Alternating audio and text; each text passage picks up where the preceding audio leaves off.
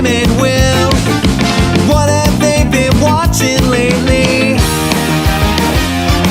They're husky, hairy, huggable homos. Movie Bears Podcast. Hello all and welcome to the Movie Bears Podcast. I'm Brad Harris, and sometimes every couple of weeks, as is the case this week, I get together with two of my favorite husky, hairy, huggable homos to review films, either current or classic.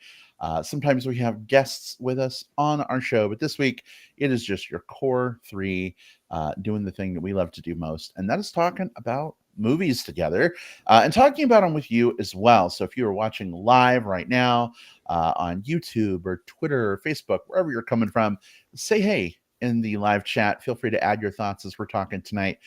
We'd love to maybe read some of your comments and address those. But we are going to be talking about a film that has a very long title. I know, because trying to type it out is a pain in the butt, but it is Kingdom of the Planet of the Apes.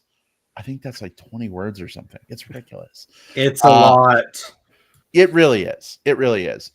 But it's going to be a lot of discussion too. And so I think that counterbalances, how long it takes to type out the name of the film. So I'm super jazzed to jump into the discussion of that film. But before we do, though, let me introduce you to the co-host I mentioned earlier. You've heard from one of them already, but we're going to circle back to him too for a more extended intro. But Jim Pugliafico is here in the virtual studio with us. Hey, sweetheart, how's it going? I'm here in the virtual studio with you guys after what seems like such a long time. I know we've taken a bit of a forced break. We've had things come up and couldn't get the scheduling to line up, but we're back, and I'm excited to be back. Excited to talk about movies. We're gonna, as you said, Brad, we're gonna review a big movie, and maybe plug a few others. That we might. Mm-hmm. We get to the end of the show, and then we remember it's like, but plugs. We gotta do but plugs. Sorry to the people who are listening to this who don't get the inside joke. It won't be the last time you hear it either. It won't be. We just want to say butt plugs on our podcast. We will definitely insert some butt plugs into the show. Into the show. At the top of the show and the bottom of the show. Mm-hmm. Oh my goodness gracious! At the bottom of the show. Yeah. I know. Well, let's see. At least we're not going to be assholes about it. Okay. Anyway, done with that. No more butt jokes for at least half an hour. Jim, welcome. So glad to have you with us. We also have William Lindis. It would not be an episode of MBP without WL. Will, how are you doing? I'm doing great. It's like you mentioned, it's been a couple of weeks since we've had a chance to record, and real life stuff comes up. We just found ourselves with travel and family and just all sorts of different commitments that we had to attend to. But I have to say, even when we're not recording, I'm thinking about talking movies with you guys.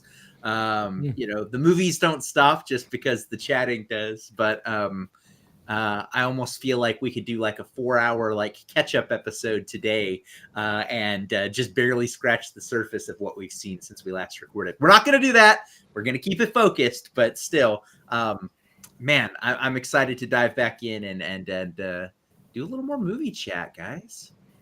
Yeah, I was going to say, I didn't agenda for 4 hours, Will, but I think we could probably fill the time. Jim's been watching a bunch of movies. I've seen a couple of things.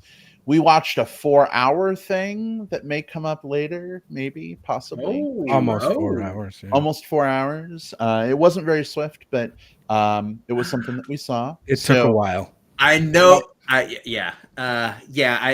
totally, but we're not in the plugs era. We're in the kind of getting ready. We're in the main show era. Yeah. Okay. Yeah, I know what you're. Now you're with me. You're with me. I may have overtipped my hand a little bit, but that's okay. I don't mind. We're seeding the field with fertilizer that will plant and grow stuff from later. Anyway, All right. Jim, Will, we mentioned already we're going to be reviewing Kingdom of the Planet of the Apes. This is a subsequent like sequel of a sequel of a sequel for the new like Planet of the Apes movie franchise. We've been seeing these movies every time they come out. Will, I don't know if you like have traditionally like followed the Apes movies, as they've been rolling out, but I'm really interested to hear what both of you think about the newest film in this franchise. A little bit of a departure, maybe, but we're going to talk about it and get some thoughts and feelings going. Um, Jim and Will, very serious looks on their face right now. Yeah, getting Okay. some audio I just weirdness. got to from know it. audio weirdness. Okay, was it like breaking up or like robot-y or Just- what's happening? It got felt robot-y a little. not even, it wasn't even robot-y to me. It felt like as you were talking, it felt like Mhm. your mic just shifted like 10 feet away from you and then Hmm. came back. Like you just got really quiet and really distant. Interesting. And then it Okay. came back in. Is it still happening? Sounds great right now. Okay. Got it. All right. Well, not sure what's going on, but hopefully it'll be okay. Where should I back up to? You were The just intro of the movie? it was right as you were saying, the will, I don't know if you've traditionally Oh, kind of okay. like in that kind of section there. Gotcha. All right. I'm just going to back up and just re-intro. We have a few people watching live right now. Sorry, these things Hi. happen sometimes. Hello, everybody. Isn't this Um, exciting how shows are made? Yeah. All right. I'll go ahead and back it up, and we'll go from there. Jim, I'm sure you're going to make a note for your edit. Sorry that you have to do that, but I just did. We'll We're good. get it done. All right. Cool. All right, Jim and Will, of course, we have a film to talk about. That's why we're all here. It's what we're going to do. Kingdom of the Planet of the Apes is a sequel of a sequel of a sequel of a sequel that are in themselves a sequel to some sequels that came from an original movie. Lots to talk about with this film. I'm not sure how hot or cold y'all are on this franchise, but I think it's safe to say, folks, that we are going to spoil the films that come before Kingdom of the Planet of the Apes, probably, as we talk about the film generally before we get into our spoiler section. So if you've never seen any of those films, I just want to especially call that out. Some elements of that might come up in the discussion. Yeah, and there are planets with apes that we're going to be talking about. So yes. just keep that in mind. Right. Planets or planet? I guess you'll have to stick We around don't to the know. spoilers to We find don't out. even know. Yeah. Okay. We'll have to dig into that. We got to figure that out. But anyway, just a heads up on that, folks. Listen as you will. We're going to talk about Kingdom of the Planet of the Apes, spoiler free though, for about 15 minutes or so, and then we'll jump into our spoiler section, and then we'll come at you. See what I did there, Will? You don't know this, but before the show, Will joined and he was doing the whole don't forget to smash that like button, like Yo, it's your boy Willie L. I need you to smash that like button. Go over there and hit that little subscribe bell. Get your ass into the comments and pop off kings. Is where I was kind of going. Am I an influencer? I feel like an influencer. I'm not an influencer. You're influencing me to exit the show. Does that count? I'm influencing myself to exit the show. Boy. Yeah. Well, anyway, we'll give you fair warning before actual spoilers for this film are coming at you. But all of that said, Jim, Will, are we ready to get into this thing? We're ready. All right. Cool. Let's do it. I got thumbs up and some head nods. All right. Then here we go. Our discussion of Kingdom of the Planet of the Apes.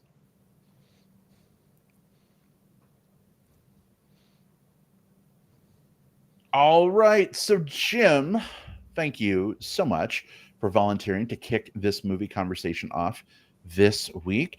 As someone who was around when the original Planet of the Apes films were coming out, and of course, now this like rebooted whatever like franchise of Apes movies, definitely curious to hear your thoughts, of course, about the film we're talking about, but also too, like just what's been your relationship through the eras of the Apes movies? Oh, yeah. Are they something that you've been plugged into, or tell us a little bit? Yeah. So we're going to talk about this new one. And I'm going to say it: Kingdom of the Planet of the Apes. So that's how I remember the title of this one.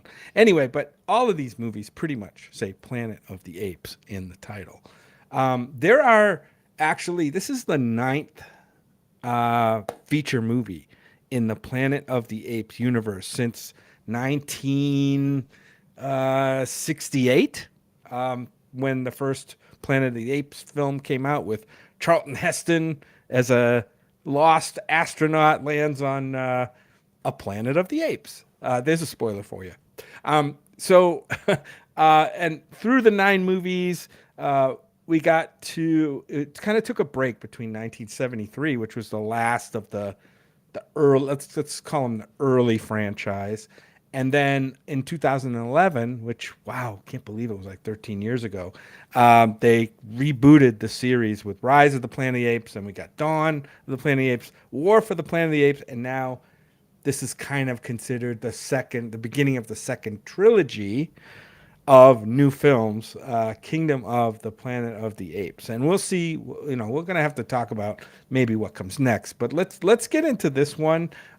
This one here, I'll give the IMDb plot summary. It's non-spoilery. So many years after the reign of Caesar, a young ape, Noah, goes on a journey that will lead him to question everything he's been taught about the past and make choices that will define a future for apes and humans alike. So we have this new film directed by Wes Ball, who I think was a director of the Maze Runner films, writer of those. You guys remember the Maze Runner films? Unfortunately, sure do. Yeah. I also heard they're rebooting some of that stuff. So get ready. Okay. Get ready for that. But yeah, this one, besides being directed by Wes Ball, it's got a pretty cool cast. Owen Teague plays Noah. We've got Freya Allen, and I'm trying to remember. Freya Allen is from the Witcher series on Netflix. She plays the female lead here. We can call her manic pixie dream human, I guess, in this movie. And she's also Kevin Durand, which we saw in another movie that we talked about, I think, on the show called Abigail. He voiced Proximus in this movie. Let's just say the big antagonist, I guess, in the movie. And we saw him as the kind of the dumb guy in Abigail, if you remember. We did. Yeah, he was the voice there. I couldn't quite place the voice until the credits. But the one voice that kind of stood out for both of us, I think, when we watched this was Peter Macon, who plays Raka, Yes. an old wise orangutan in this film. He's an actor who played on the Orville as Commander Bordas, who's one of the really cool, kind of a bit gay-coded character or queer-coded character on the Orville, right? I mean, they're Galians. He and his husband are Galians. Yeah, they're Galians, and they have offspring. Where two males can have offspring. It's really cool. We got William H. Macy and a bunch of other people in this film. So my relationship to these films is I saw the first film in a drive-in movie theater when I was about 9 years old. And that was really cool. I was very much into anything to do with space travel, time travel, like sci-fi kind of stuff. And this was along the lines of like a big screen kind of Outer Limits or, what is it? Those sciencey kind of shows. So I saw that in a drive-in. Then, through the rest of them was Beneath the Planet of the Apes. The original Planet of the Apes is a legit, really good movie. Charlton Heston. After that, they kind of waver a little bit. So, and then back to the current trilogy or the previous trilogy from 2011, the reboot. We think we had James Franco in the first one, didn't we? If I remember right, wasn't he Caesar's human friend? That he was, yeah. Yeah. So that was a pretty good reboot, and these movies have been pretty darn good, I think. I mean, and I enjoyed this one a lot too. I'm going to say that I definitely like this one. I think it's worth a watch. What I appreciated it for was the world building that they continue to do in this, kind of in a new era of kind of development on the planet. At some point, I really need to see a timeline of these movies, like like laid upon on top of each other, so I could see like which eras we're talking about for each movie. That would be cool. But this movie does take place a long time after Caesar, and we'll talk about the plot a little bit. But Noah is a young ape who lives in his little part of the world, and he has a view of the world, and then bad things start to happen. But yeah, I think this is good. I lost it a little bit in the third act. I think the third act is really messy, where it gets into like heavy into plot, like who's going to win, who's going to do what to who, how are they going to get the MacGuffin, and all that stuff kind of really folds in right at the end. I really just like the world building that they showed, like these cultures of apes and humans that were kind of coexisting for a while, and like how they were evolving and developing. That part I really liked. Not so much the more plot driven stuff, but anyway, I've talked a lot about it. I think this is a recommend for me. What do you guys think? Well, thank you for weighing in with your thoughts, babe. Let's go to Will to answer that question first, and then I'll be happy to chime in as well. Will, what did you think of this one? Yeah, so I'll start with I'll start at the end, which is I liked it. It's good. It's a good watch. I have a really weird relationship with these new Planet of the Apes movies. This is I mean, I know there was the Marky Mark one, but really this is the fourth of sort of this storyline of them, right? And when I watch them, I have a really good time. You mentioned the world building. I think there's just each one of these films is almost created so that the world of like motion capture and like special effects and hair simulations and all of those things can take whatever its next leap forward is, because they put some incredibly talented people, including people with Weta who do some of the work with some of the VFX people, to just make this look so real and so engaging, but also to have the characters to be so emotive for being, realistic looking monkeys. Bunch of polygons. Yeah. So the problem I run into with these movies is always, if you give me a couple of weeks, 3 weeks, 4 weeks outside of each one, they sort of drift out of my brain, right? In a way that has nothing to do with the quality of these films. I don't really know what it is. But I find myself each time a new one of these comes out and I see the trailer for it, I'm like, oh, I guess they're still making these. Yeah, I guess I'll go watch it. And then I go watch it and I'm like, oh yeah, I forgot these are a lot of fun. And this was a pretty damn good film experience. And whenever they make whatever the next one is, I'm going to be doing the exact same thing because I've done it 4 times now. But yeah, I really like this. This is a really solid blend of special effects and story and character and score and just everything that you really want to bring sort of an epic to the screen, right? Because it's an epic that doesn't forget to feel grounded in its characters and doesn't lose itself in the grandness of the world it's building. I think that one of the hardest pills to swallow with all of this, with this particular film, is going to be The lead is good. The Noah character is engaging, and there's a lot going on there. But it is hard, kind of shifting away from 3 movies of Caesar over to a new lead.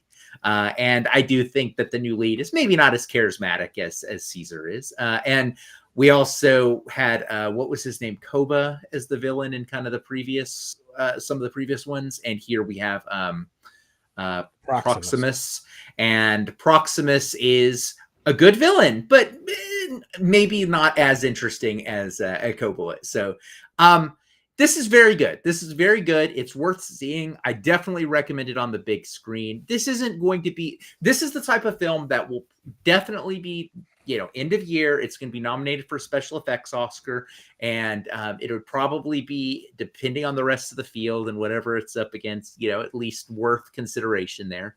It is hard because this was also Dune 2 years, so there's already some pretty big things.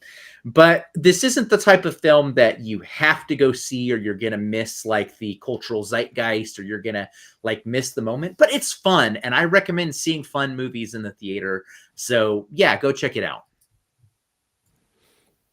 All right. Well, Will, thank you as well for your thinking there. Ben is in the chat. Hey, Ben, good to see Ben. you as Welcome always. back. Ben says, really, really enjoyed this movie, but the title really, really bothers me for reasons that definitely confirm I'm neurodivergent. Great movie, though.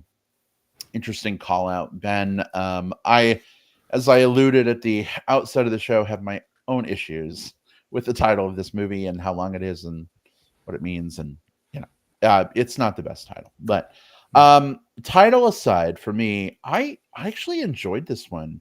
Probably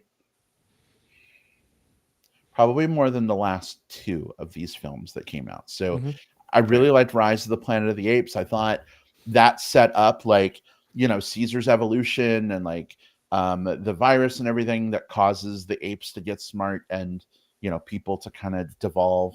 But then the subsequent sequels that came after that just diluted and did a lot of the same things in both of those films. So coming into this one, I actually wasn't sure if this was like another Caesar movie because I didn't really read much, and I think I half watched the trailer one time. So I was really surprised and happy when it was like, oh, this takes place many years after Caesar's time. Whole new cast of characters. They've done some really cool and interesting different things with the setting. It is all over the trailers because I went back to watch the trailers after I saw the movie, so I knew what I could talk about. The use of golden eagles in this movie is probably my favorite part. Golden eagles are just fucking huge. They're majestic. They're badass boss bitches of the sky, and I have been fascinated by them since I was like 2 years old and saw one. What was that Disney movie where they all ride on the back of a golden eagle? They're like mice or something. Oh, Rescuers Down Under. Rescuers Down Under. Yeah, so they do that in the Hobbit movie too. Yeah. But some really cool things, I think, with the CGI. I got to give this film credit. There were a lot of times where I forgot that I was watching CGI apes, and I'm just like, oh yeah, apes can walk and talk. Absolutely, that's a thing that's real. So definitely a good job there. Some of the action sequences when they're like swinging around and doing crazy shit, though, that's when you're like, oh right, yeah, no, this is CGI, whatever. But it was an enjoyable time for me. I do think the movie suffers a little bit from sameness with the last few of these, though, in the third act. It seems like all of these movies end up somewhere where there's like pipes and girders and people are fighting, and it's apparently their thing in these films. And that's in the trailer too, so that's not a spoiler. But I think probably the 2/3 leading up to that, I would say were like almost 4-star for me. The third act, though, the sameness, the overabundance of action, it just goes on and on and on and on, like I'm doing right now, and as the title of this film does, just really dragged it down a little bit for me. So sorry, 3.5 stars. Kingdom of the Planet of the Apes on Letterboxd. You could have maybe pared that down a little bit, just like me sharing my thoughts. I could have kept them a little shorter. Maybe it would have been better. But overall, this is a recommend for me for folks to go see. So Very cool. And yeah, I know we talked about like how these other new movies, and this is the fourth one. I do want to say to anyone who's maybe listening to our non-spoiler stuff, you do not have to see the first three movies of these new movies to really get this story. And I think that's a credit to this film in that it isn't like here's a whole dump of exposition necessarily. I mean, it does parse it out over the first 2/3 of the movie very well, I think, and kind of draws you into this world. And it's only, if you have seen the previous movies, then there are little hooks that you see, but they really don't. You don't have to know about them, I think, to enjoy this film. And I thought that was wonderful how they did it. And I think that's what's, doubling back around to the title and just sort of the issue that I raised, which is I sometimes struggle to really remember or recall or to relate to these films. Not in the moment. In the moment, I'm all into them, but they fade from my brain quicker than other films. I think the titles are a big part of that because it's sometimes real easy to think about like, okay, this happened in movie 1, this happened in movie 2, this happened in movie 3. If you ask me right now, which came first between Dawn of the Planet of the Apes and Rise of the Planet of the Apes, I couldn't tell you. Even though I just mentioned it, you would probably still not remember. I literally, as of literally right now, I don't know the order of 2 and 3 on those. And when the 5th one comes out, I worry that Kingdom of is going to maybe fall into that same category as well. It really helps. Like I need, and again, this is, I will go out there and I'll say, this is a me problem. This is very much a me problem. But I sometimes, when we have long form narratives, I need some sort of like something to hook onto just to sort of figure out where my place is in it. Right. Right. I enjoyed probably more so than most people. This is a different podcast, but the 4 Matrix movies. But one of the problems I run into is because they're all like, revolutions and they all have like the R title there to them. They blend those together a little bit. It makes it harder for me to remember exactly where we're at.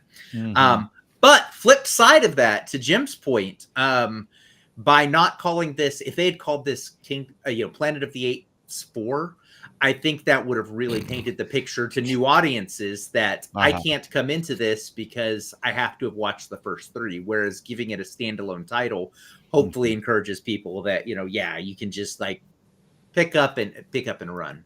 So I don't know. I don't like the title, but I get it, but I still don't like it. Yeah. All right. So here they are. Here they are in order. The first one's Planet of the Apes. Beneath the, Escape from, Conquest of, Battle for, Rise of, Dawn of, War for, Kingdom of. War for, I forgot about War for. That was the one right before this. Yeah. The way you remember it is War for before this. Oh, okay. That broke my brain a little bit. Whatever gets you. Before War for. Bad Ape.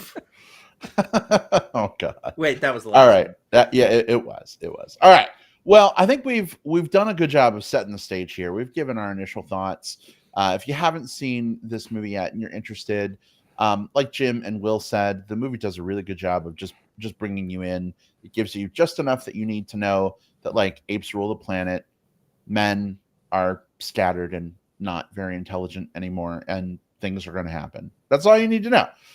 Ben Woldock also says thanks for the aneurysm, Jim. So good job on that. Yeah. Please don't kill Ben. No, we love Ben. Yeah. Never gonna. We want to keep Ben around. Forget I said all of that.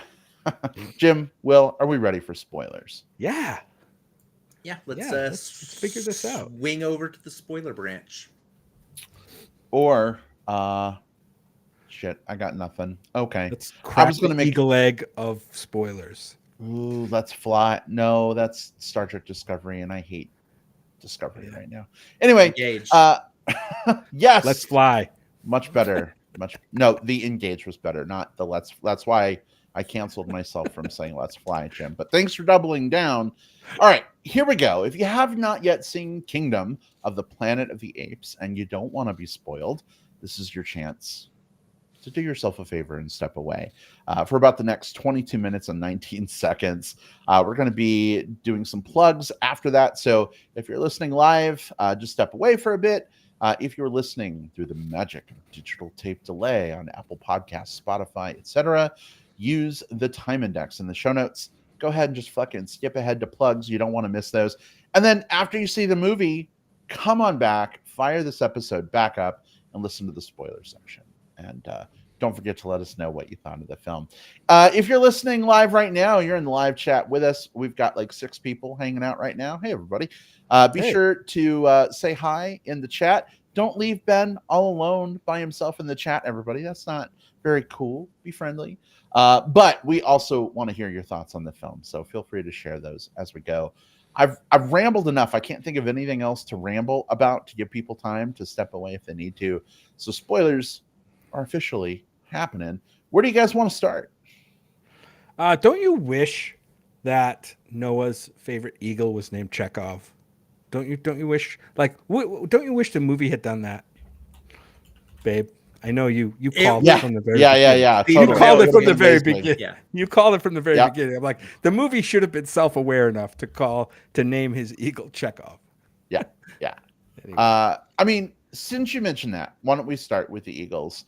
So I love Golden Eagles, as I mentioned, and when I saw half of the trailer for this movie, babe, I think I went out to go to the bathroom when we were seeing something else, and I came back and the trailer was like halfway through, and I was like, oh, there's a eagle in this, and it's a golden eagle. How cool. But I didn't really know like how heavily they were going to factor into the film, and they play a really huge and pivotal role. Not just, the Chekhov moment where like, the eagle's going to come back and like do something cool, but just in terms of like setting up the protagonist of this film, right? Like for me, the fact that Noah's dad's eagle, I think it was Sun Eagle was its name, did not like Noah, wouldn't let Noah like pet it. He snapped at him, wouldn't land on his arm or anything. And so they kind of have this little bit of a relationship through the film until Noah like earns the eagle's respect by like finding himself and his cojones and like his determination to like get shit done. And it kind of reminded me of like some of those like 80s movies, like Lady Hawk, for instance, where you have like the knight and then like the squire, and they're at odds until the squire, like gets with the fucking program and proves their worth, and then they're partners. Then it's on. That's a great idea for a podcast, like noble birds in movies. Like just start naming off all the noble birds that come to play big roles in movies. Next time there's like a really like shitty week of like theatrical releases, top 5 movie birds. Like that'll be our thing. Yeah. Can I include the sequel I'm going to make to Cocaine Bear called Molly Hawk? Yes, 1,000%. Yes, okay. yes. It's on the that movie's in production. Anyway. Yeah, so it's going to be top 6. That one gets an automatic pass. Yeah, cool. What did you all think of having these birds in the film though? Because this is kind of a departure, right? Like this group of apes raises these birds.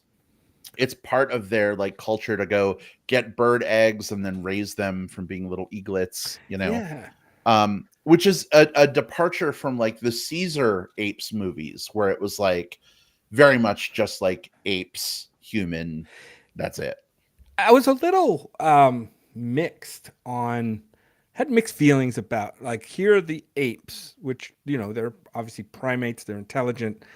They're out basically stealing the offspring of other beings, right? For their own, their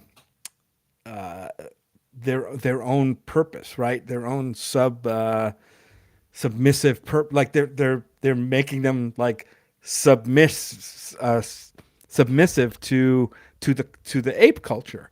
And there's probably an interesting thread there if the movie had decided to pull on it, but they really didn't, I guess. But it was there still, and I noticed it, and I'm like, and I think this movie could have had a lot to say about cultures, about I was going to say human nature, but they're obviously not human. They're, ape nature, primate nature, whatever you want to call it, animal, the way animals think and behave toward each other. I think this movie could have had a lot to say about it. I don't think the movie was that interested in doing that because you had the village, right? I think they were mostly chimpanzees, right? Like Noah and his family, they were like a chimpanzee species, and then you had the Proximus guys, a lot of those were gorillas, right? They were bigger, stronger, and then you had which we didn't know a lot about, but you had the what was it? The Nobi character, the orangutan one, right? The wise one who obviously came from a different Raka. Raka. Yeah. He came from like a Borders. different group of apes. I think, like I said, I think there could be a lot behind that, but there isn't.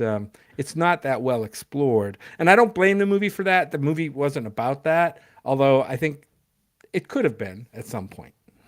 I think that, and Ben actually almost said verbatim what I was about to say, so I think we should read the comment and then I'll expand on it. So Ben says it's exactly what humans did with wolf cubs. Domestication of other animals shows that the ape evolution in the movies is going down a similar road to the humans that preceded them. So yeah, that's one of the things, part of becoming a, and I'm going to use some phrases here with air quotes, like sentient, dominant race comes with like the domestication of animals. We saw that with wolves or other races, example, right? Well, with the gorillas to the chimpanzees. Yes, but I want to stay in the animal territory for just a moment because of the eagle comparison. The other thing that we also see, and we don't really question either, is like horses, right? Because they obviously raise and train horses and use as mounts. What they're really showing us here is that these particular apes, regardless of whether they are building larger communities like the gorillas do, or kind of living in a more of like a kind of like a tribal village style, like the Eagle clan is what I'll call them. I forget what they're called. Part of that is they have become kind of masters of their environment. They have started to warp and change the environment to meet their needs. And so we can see, if we were to watch the next movie and it's 100 years later, what's that evolution going to look like? What is that growth going to look like for them as a civilization? So I think that's what's interesting about these, less in terms of commentary on the process of domestication and more like, as you see each of these films, you can sort of see a through line through each one of them becoming more and more human in their development. And again, air quotes human, I guess, on that. And so with the next one and the next one after that and the one after that, I'm really interested in seeing where it goes. Yeah. But also in that, you're absolutely right. And I agree with you and Ben. But in that, they don't, you can see that these civilizations of apes, as they evolve, are not learning from the tragedies that cause the downfall of humans, right? It seems like they haven't learned. Well, and it seems like they recognize it because they talk about what the humans did and all that, but like, it seems like they're making a lot of the same crucial mistakes in building their civilization, right? In subjugating other beings and all. It's really interesting, I think, this world they're building. Yeah. And Brad, were you going to say something? Yeah. Oh, I was just going to say, one of the more fascinating things about this film, and I think it's the reason why it's my favorite since the first one, is this is almost like the rise of a new Planet of the Apes, right? Like Caesar's initial generation and several generations after have come and gone. And this actually reminded me a little bit of like Horizon Zero Dawn. Well, I don't know if you're familiar with that story at all, but like just in a sense that like we've switched to a new population and they initially took over, but then like that population kind of got wiped out, wasn't around anymore. Knowledge of them was like very limited. And so new civilization was built on partial information about the civilization before, and things sort of get warped and happen. And but what's really interesting about it is how it develops almost like in a parallel way, even without the full information.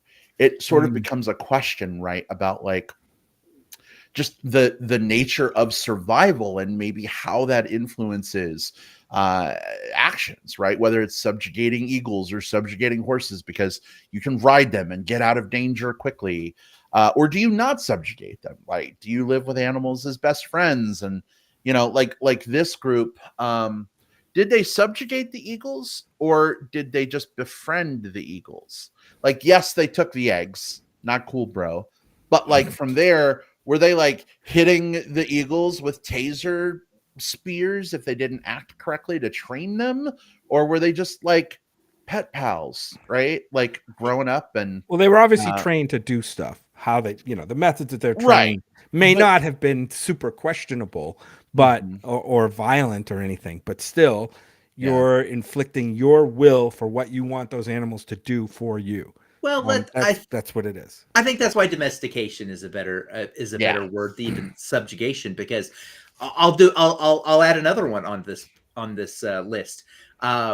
I have 2 dogs. You all have cats. 3 cats. We got them, and we've sort of bent them to our will, and so we're not subjugating them; we're domesticating them. And I know that's. I mean, some of that comes definitely in the the eye of the beholder, right? Right, because I mean, like our cats subjugate us, if we're being honest, right? Like they're the ones really in charge. Yeah. But I see your point, and I take it. And it's like other animals don't necessarily do that.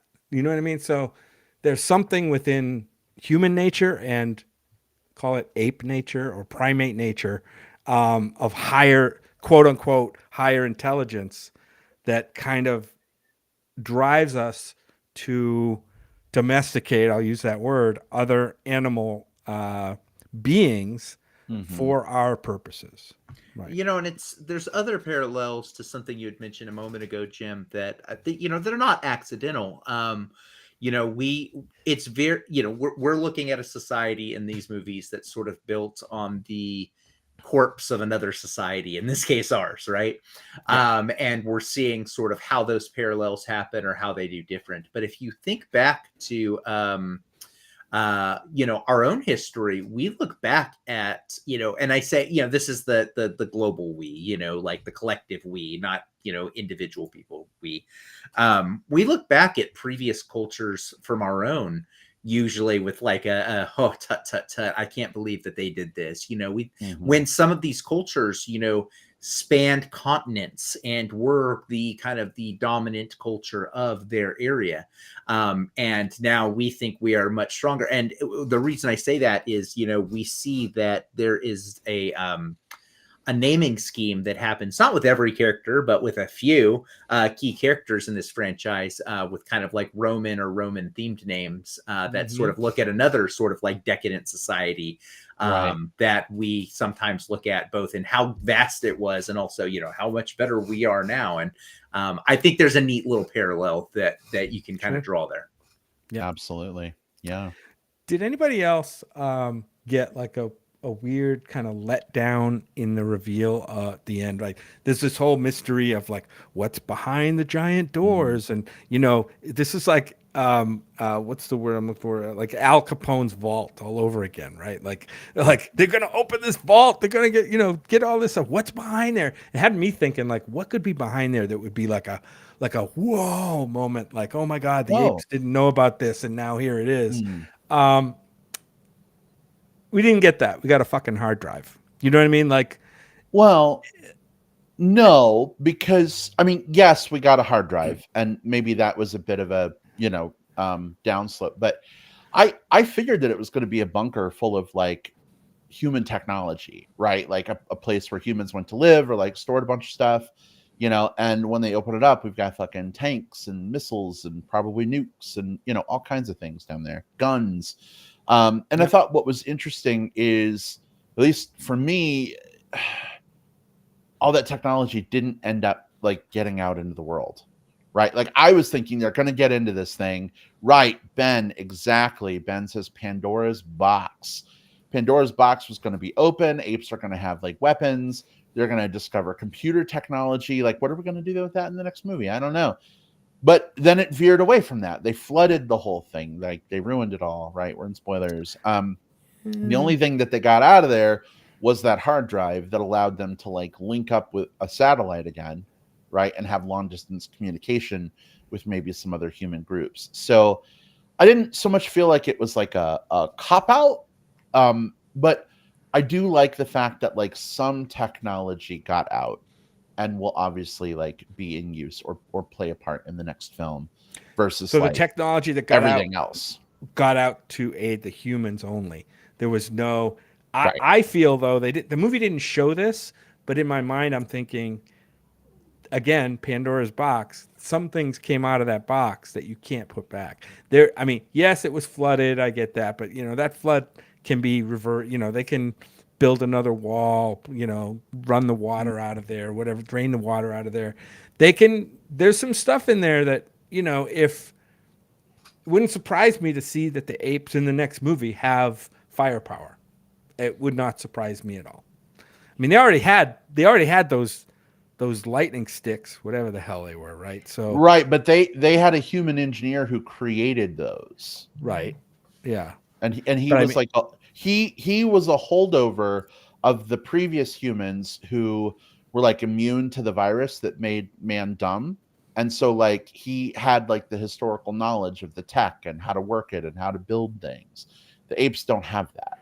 I don't think they're gonna forget what they saw when what's her name shot Proximus. I just don't think that's gonna be just swept under the rug. I think there's gonna be some ramifications on the ape side of things for what was uncovered in that bunker, as well as on the human side. What's more, and let's kind of step away from a thought experiment perspective. Let's step away a little bit from what we saw and think instead about kind of what we'd like this movie to take from that, right? So let's say that we're in charge of making a fifth movie, and is it more narratively interesting that they don't get anything out of the bunker, or is it more narratively interesting if they do? And I'd say that not sure myself either, you know, because I think that, you know, good storytelling, you can go either direction on that, right? But just kind of hearing you guys kind of go back and forth on kind of what may have happened, Yeah. it's like, well, what would you do as a storyteller to kind of take that forward? So for me, I'll just weigh in real quick. One of the reasons I really like this movie is it's a reset in a lot of ways from the past couple of those films. In the last two films, right after the first one, like the apes had guns, the apes had some technology, and I felt like it just became so samey same because both of those films ended with like a gun battle on like a girder building rafter thing, and it just wasn't really exciting. And so that's one of the reasons why I was afraid that like they were going to get into this bunker and like have guns and tanks and all this stuff again, because there's just going to be like that all over again. So if I were to make the next movie, I don't think I would incorporate that stuff. I think it would be more interesting to see, Jim, kind of to your point, like the apes didn't forget, right? They saw guns and what happened, but they don't have a human who knows how to make guns anymore. But like, what would the apes do with that idea of like something you hold in your hand that like And kill does that, somebody. right? They know about the gunpowder. They were slaves harvesting the gunpowder. So like, what could they potentially make with it? That's what would be more interesting for me to see. Yeah. How would their technology evolve rather than going back and using ours? And as we know from the last 20 seconds of this movie, there is a whole human culture that apparently the apes did not know about. You know, because they just assumed that humans were lesser creatures, less intelligent creatures that kind of roamed in clans like they did, but that weren't really a threat to them. They were actually almost like prey for the apes. But now in the last 20 seconds, we see like this whole like satellite communication and this bunker and like people living in a silo or something, and which reminded me of the show Silo when I saw it. So I think the next movie needs to lean in on that story a lot too. Like what about the humans? What have they been doing? Like what do they know about the apes and their development? And how is that potential conflict gonna come about or be resolved, or are they going to figure out a way to coexist? I don't know. Hmm. I Yeah. mean, coexisting probably doesn't make an interesting plot, but because there will always be some conflict, I would imagine. One of Yeah. the interesting things about and Brad, you'll probably get this reference. I think the element that I am maybe least interested in these movies is the humans, right? And it's mainly because like the apes are so interesting that the humans are a little less interesting. But at the same time, the apes are more interesting in contrast to the humans, so I get why they're there. But Brad, I've been playing a lot of Fallout 4 lately, and when they set up that communication beacon, I expected Preston Garvey to come out and say, "Hey, another settlement needs your help." Yep. I Same. was like, "Oh Same. no, oh no!" So I maybe got a little PTSD from that. Yeah, I'm but like, I've been crafting for you motherfuckers this whole goddamn time, and now there's another fucking settlement and I got to protect. yeah, Fuck you. Oh so, boy. Yeah. yeah, Hey, that was the thought yeah. there. Yeah. Real quick, guys, we have another handsome, wonderful person in the live chat. George is here, and George says, "Hello, handsome bears. Hey, George. Thanks for Says, hope coming your back. week has been fantastic. Good to see you, George. A week's off to a good start, especially having you on the show with us this week. Welcome." Mhm. All right. Well, what other depths do we have to plumb about Kingdom of the Planet of the Apes, or do we feel like we've kind of exhausted that well? Yeah, I think we've covered a lot about this movie, unless there's something you guys unless something pops into your mind. Yeah, I'm good. I think we have other movies to talk about too, right? I think we maybe We do. might. All right. Well, that wraps up our discussion of Kingdom of the Planet of the Apes.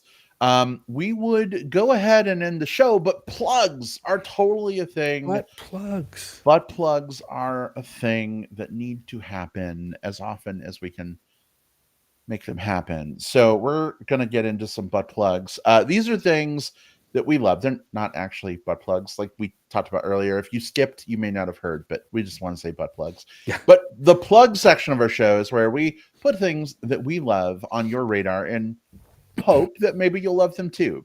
Things that you can check out. Sometimes they're new things. Sometimes they're old things. Sometimes they're not movies at all. They could be comics. They could be a music album. They could be, I don't know, a cool penny you found on the sidewalk on your way home. I don't know. But if it's cool, we want to hear about it, Jim. Will. Can't wait to hear what y'all have come up with for this week. And for those of you listening live, if you've got some butt plugs of your own, feel free to drop us a quick note. Tell us what it is. Maybe we can read that out loud as we go. But Will, why don't you get us started in the butt plug section and put your thing in our area to check out? Yeah, no, that wasn't awkward. No. So first of all, mini plug. Check out our website. We've got some written reviews up there as well, including a few that we haven't talked about here. Challengers and Back to Black. I've written some things up there lately, but the one I want to talk about is actually a film that played at South by Southwest. Full disclosure, we've seen and talked about a lot of films from the South by Southwest experience. This one was one I could not fit into my schedule. I wanted to, could not fit it in, and so I ended up getting a chance to see it when it opened here in Austin, and I instantly fell in love. It's called I Saw the TV Glow. I Saw the TV Glow is the newest film by director and writer Jane Schoenbrunn. Her previous work was a movie called We're All Going to the World's Fair, which was very kind of like shoestring, indie, kind of run and gun, sort of like a COVID-y type film, like in that it was very much filmed in one location, or I guess two locations, like there's some Zoom elements on it. But now we've got I Saw the TV Glow, which stars Justice Smith, who we've recently seen in a few different things. Not the least of which was the Detective Pikachu movie. He was the lead in that. And we saw him as Simon in Dungeons and Dragons Honor Among Thieves. I think he was in some of the Jurassic World movies. I don't know. Those also go in one eye and out the other. Yeah. This movie is one of the most this is a celebration of queer representation in media. This is a movie that the story about it is these two teenagers who watched a show similar to like The Secret World of Alex Mack or The Adventures of Pete and Pete or Are You Afraid of the Dark or Buffy the Vampire Slayer. If you kind of put all of those into like a blender and merge them out, that's this TV show that they watched as kids and bonded over. And over the course of some years, they then sort of, things happen that relate to their experiences with this show. But anyone who, like me, remembers like getting your first taste of like, what is it to be queer? What is it to see yourself reflected back in media from shows like Buffy the Vampire Slayer or some of these other things? You'll understand and appreciate what this movie is doing. Full disclosure, this movie completely like blew up my end of year rankings, because I keep track of things sort of in real time throughout it, and it shot everything down by a whole rank. This is the best thing I've seen this year so far. It's just an absolute like sort of masterpiece about like what it means to do queer representation and do it from a place of authenticity and meaning, not just to sort of check boxes.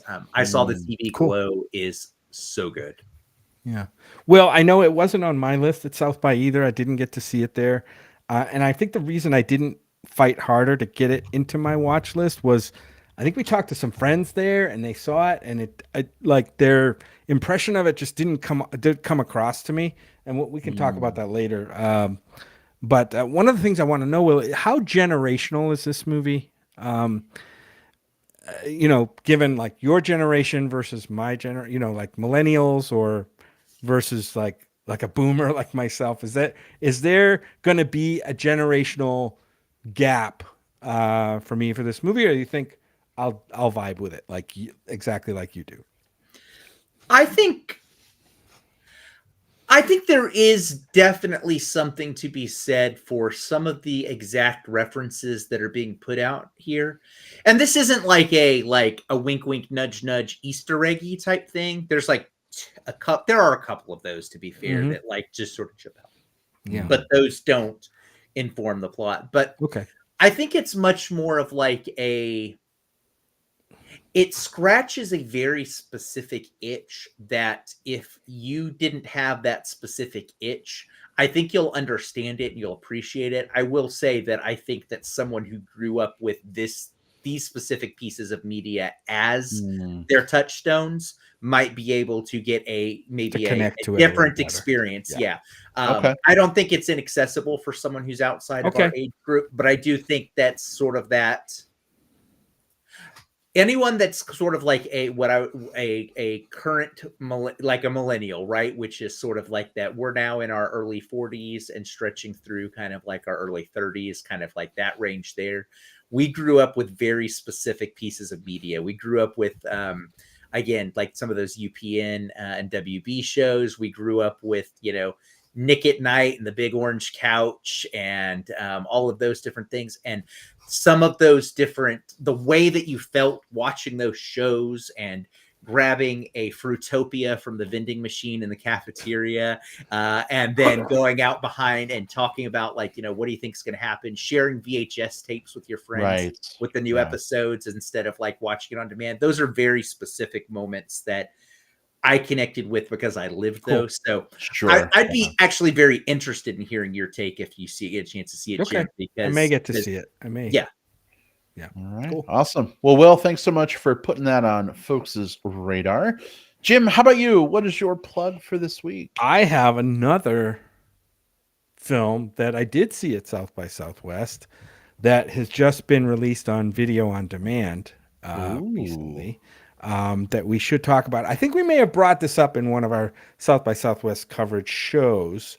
Not a full review, but I think we did at least mentioned it. But it's so long ago now that my memory of it is a little foggy. This film is called Arcadian.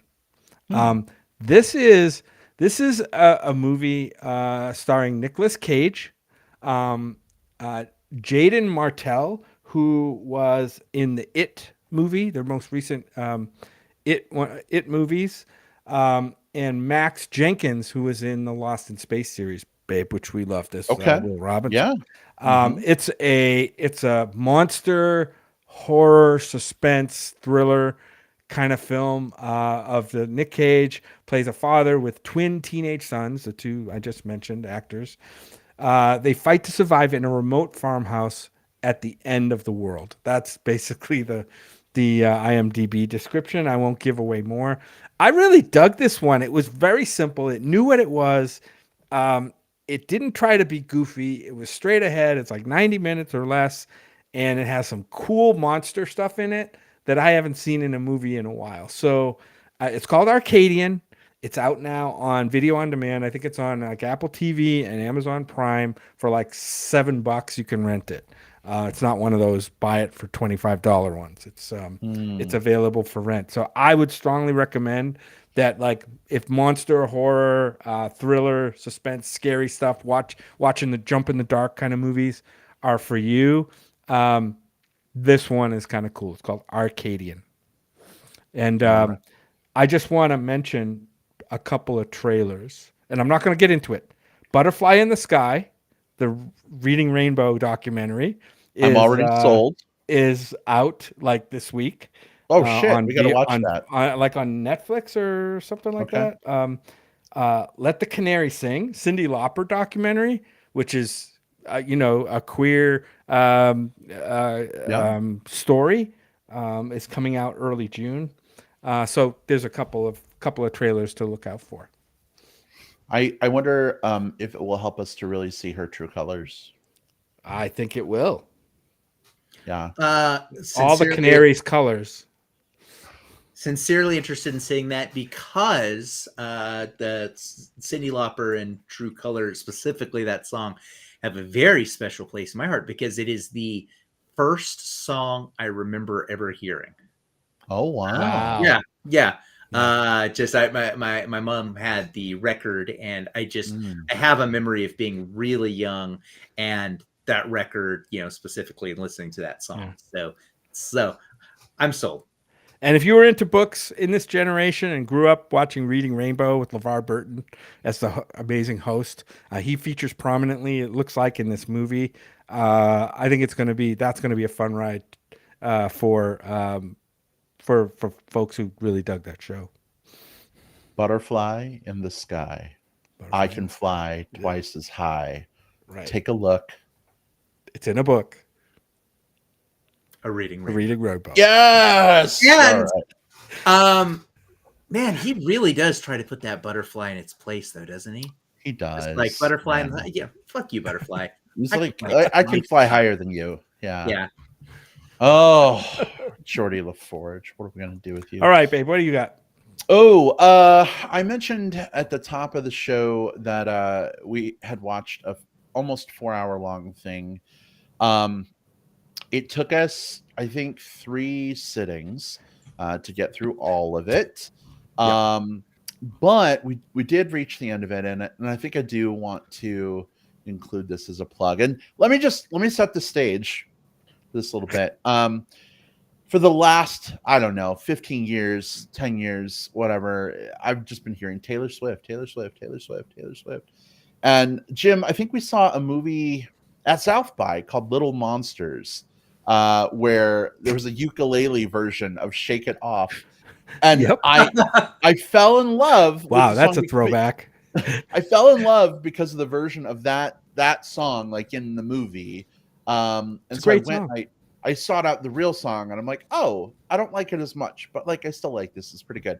But everybody was like, oh my God, Taylor Swift is like the best musical artist of like the last 100 years. And I'm like, fuck you. No, I'm not going to listen to Taylor Swift now. And I don't know, maybe I'm a little sad about that, but also really glad because I got to discover her music through the Taylor Swift The Eras Tour, Taylor's version film on Disney Plus.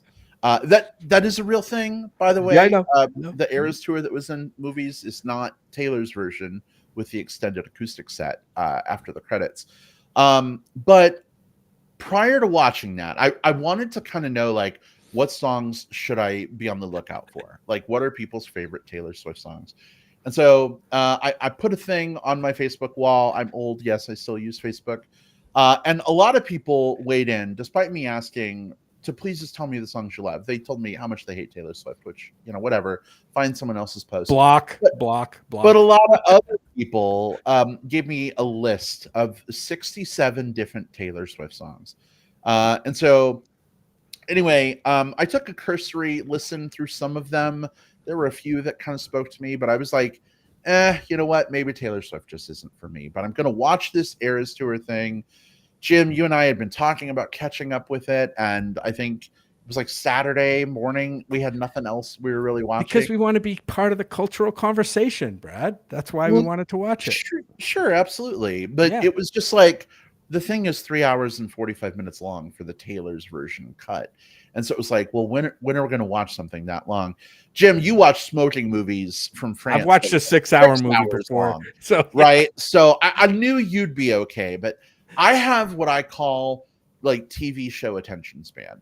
Like, you can keep me interested for about 45 minutes to an hour, but then I need to go do something else. Right. Like, I need to do something active. And so anyway, we watched it. We broke it up into several sittings. And you know what? I don't think I'd call myself a Swiftie, but I did discover 22 songs, which is funny because she has a song on my list of favorite Taylor Swift songs called 22 that I really, really love and enjoy. And I watched, her obviously perform a lot of these songs. But then I also went back and like listened to the versions of them that like were released on albums. On YouTube, there's like acoustic versions, there's piano covers. And I think I've kind of fallen in love with just these 22 songs. Everything else I've heard, I didn't really like so much. Some of her more like ethereal, weird stuff I don't like so much. But I really sort of keyed into her like country love songs and her poppy breakup songs. I think those are like my two like Taylor Swift wheelhouses. So Will, I don't know if you're curious at all, but I thought I might name some of my favorite songs because I know you like some of her music, and I'm curious if you like them too. Yes, I will say, just to sort of set the stage, I would call myself now a Swiftie, because I ended up with, I'd kind of listened to, 1989 and some of the other albums kind of since then. I kind of got on the Taylor Swift train around 1989, but it was really around Evermore and Willow, which were her two albums that she put out with Jack Antonoff right at the beginning of COVID. Kind of folk indie infused. Evermore is one of my favorite albums I've literally ever listened to. It is just really, really solid. And then the song, even the album since, like, I've been able to find bangers on. So yeah, I'm interested in hearing, and I'm also interested in hearing. I remember I recommended one to you, but to watch in a very specific circumstance. That was Marjorie, and yes, really great recommendation. We'll talk offline about that one. Yeah, I don't want to get broken into 1,000 emotional pieces again. Right, I know where this is going. I'm going to predict right now that you guys are going to have some songs on your list that you totally like, both like resonate and vibe with, and then there's going to be the ones that Brad really likes that maybe Will's so on, and the ones that Will's really loves that Brad's kind of so on. I know usually the way it goes, right? I know it, and that's the beauty of it, right? Like, is the Venn diagram overlap? That's where we have a lot of great, but it's also cool to have differences. I'll tell you, like, Evermore, like, that's some of that more like ethereal weird stuff that didn't land for me. But here's some of my favorite songs. Cruel Summer. Okay, yeah. You Belong With Me, country love song. Mm-hmm. Shake It Off, obviously. Yeah. I Knew You Were Trouble. Yeah. Exile. Mm-hmm. The Tortured Poets Department. Okay, great. Yeah. Love Story. Yeah. We Are Never Ever Getting Back Together. Break up Ever, the- ever, ever, Ever. Ever. We are never, Ever. Getting ever, back ever. together. never, Yeah. ever, ever. Champagne Problems. Mm-hmm. And then I'll mention two more. My Tears Ricochet and Pew pew. Bad Blood. That's the last one I'll mention. There's obviously more on my list, but are there any songs in that list that you don't like? The only one I don't recall off the top of my head is the My Tears Ricochet. Oh, it's so good. My favorite on that list would probably be Champagne Problems, but it's also Okay. from my favorite of her because that's from Evermore. Yeah. Yeah. And I do actually like. I know It's that a slower song, right? It's a slower, like more introspective song, which I really like. Like it sounds like a more mature song to me than some of her other stuff, and I think that's. I mean, I watched the whole show with Brad, and I probably didn't resonate with nearly 22 songs, but some of them that I really recognize as like mature, complete, like songs that weren't just like I'm better than this bitch. Why do you date her? Blah blah blah. You know, those are the songs I kind of am drawn to, like introspective songs that paint like a better picture for me, a more mature picture. my overall kind of like least exciting era of hers was very specifically kind of Reputation, because that was when it was like she was trying to. There was like it was all like drama and clapback songs, which. Always it feels a little weird for me in pop, like it feels like kind of like kids fighting, right? But then she followed that up with when she did Evermore and Willow. Those were ones that were wait, is that right? Yeah.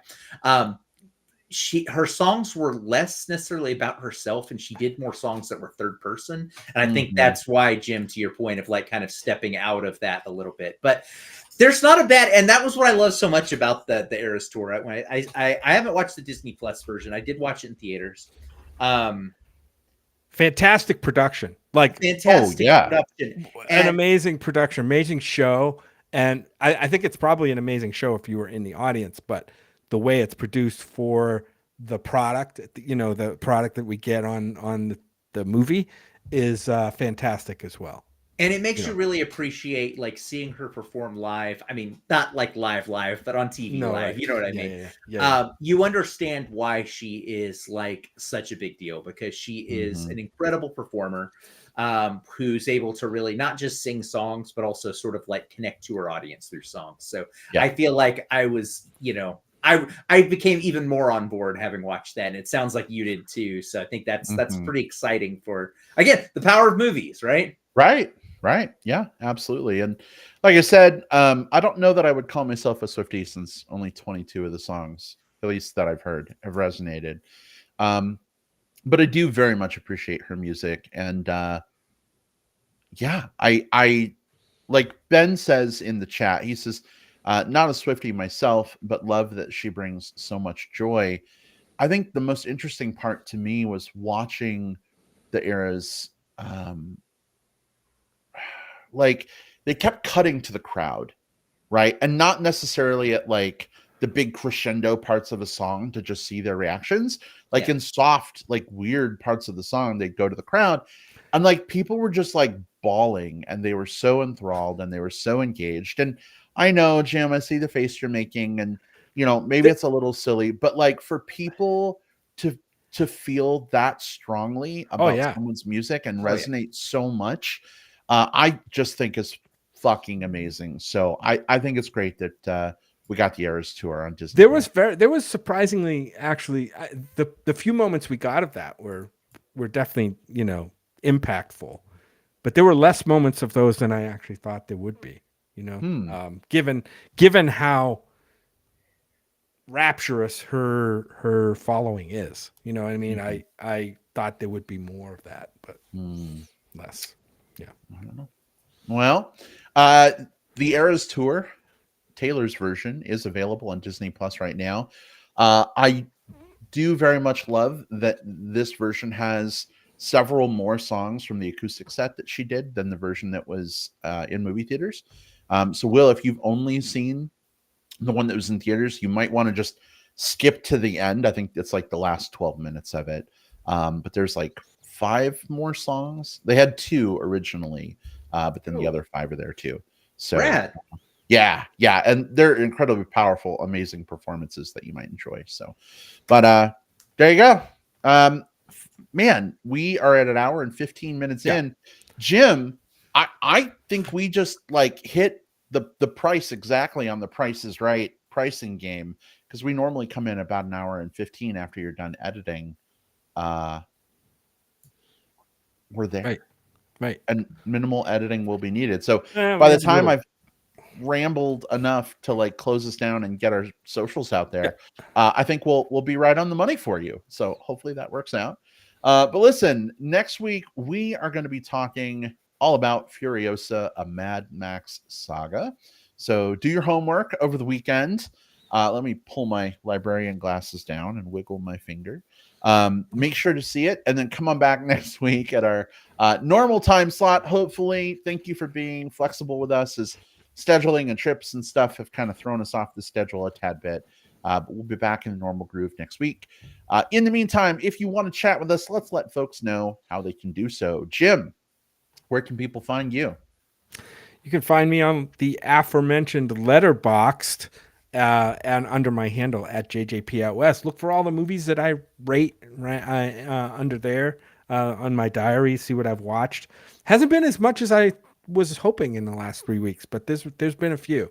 And you can find me on Facebook under my name, Jim Pugliafico. All right. Thank you so much. Will, how about you? You can find me on different socials, Letterboxd, look for the Movie Bear, TikTok, Instagram, Facebook, whatever, X, maybe, I don't know. Just look for me on the different places. Also look for the Movie Bear podcast socials too. I just want to kind of flag that as well. One of the things that helps us get in front of audiences is reviews on your whatever platform you use for podcasting. Give us a review. Let us know you found us, what you think. Come to our Facebook page and comment and engage and chat with us. We love talking to you. It brightens our day whenever we see a comment or anything like that from y'all. So please reach out to us, say hi, give us a review, whatever. And then also on my socials too. Yeah, both. Yeah, well, I love that you mentioned that. We probably should think to do that more often. Like, we're not like a self-promoting podcast. Like, we just kind of talk about movies and do our own thing. But like, yeah, reviews are fantastic. But a fun story. So we were at an event in Palm Springs about a week and a half ago, and we're in the pool, and like there's a bunch of people, from our community. And over my shoulder, I hear someone talking, and they're like, I really love this movie podcast that I found online about a year ago called the Movie Bears Podcast. And like, they review movies all the time, and they're really fun. And they were talking to a friend of mine who was like, Brad, he's like yelling Over across here. the pool. And I'm like, hi. And he's like, this guy was just talking about your podcast. And the guy was like, oh my God, like, it's you guys. And Jim, I think you were out of the pool at some point. Didn't recognize you, something else. Yeah. Or I would have introduced you to, but it was really neat. His name is Barry. He seems like a really cool guy. And he was just saying that, like, he really enjoyed the show. And I guess he takes a 2.5 hour like train ride to work like every day. And so he has gone back to like the first episode of the show, which I apologized for profusely. That's where all those watches are coming from. I think it is. But anyway, Barry, if you happen to listen to this episode, it's so great to meet you, and glad that you're enjoying the show. And yeah, we should put it on people's radar more often, I guess. How cool. Well, hi, Barry. Barry, when you catch up to this episode in a couple of years, just know that we remember you from this event. Yes, indeed. All right. Well, folks, you can find me on Facebook Just look for Brad Harris. I'm the one that likely has bear / chub / chaser / otter / whatever friends in common with you. Just shoot me a message, please, on Messenger first. Let me know you're a real person and not, a bot trying to steal my information. You can also find me on Letterboxd as well. Although I just realized I did not rate the Eras Tour. And I think because in my head, I'm like, it's a concert, not a movie. But it is technically a movie. So I am going to go rate it. But otherwise, you can see everything that I've seen this year so far on Letterboxd, as well as last year, too. Just look for me there as at iBradPro. You'll find me there. I just typed iBrad Pro. Okay, I'm seeing recent activity on The Strangers Chapter 1, Kingdom of the Planet of the Apes, Abigail. There you go, Brad. Yep. We got to talk about The Strangers, Will. I don't know if you've seen it or you're going to. I have not. It's sort of in my also ran list. I've just sort of I've had to make some choices, and I saw the TV Glow instead, and it sounds like I made a good decision. I think you chose really well. Really well. Anyway, well, thanks so much for tuning in, everybody. Even as we're awkwardly rambling, we still have a bunch of people still hanging out with us. It was great talking to a few of you fine folks in the chat.